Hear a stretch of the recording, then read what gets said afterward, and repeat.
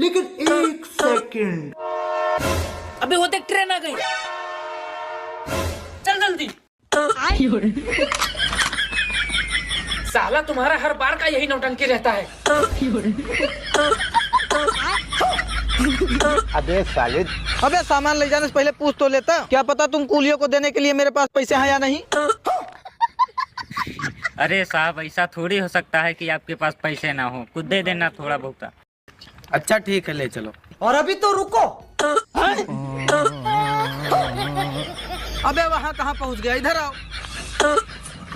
साले तू यार तुम्हारी खांसी देख के तो हम डर जाते हैं कि कहीं हमारा सामान लेके ना भाग जाओ तुम। अरे नहीं साहब, चोर नहीं हैं हम, मेहनत की रोटी खाते हैं। अच्छा। क्लाइमैक्स अभी बाकी।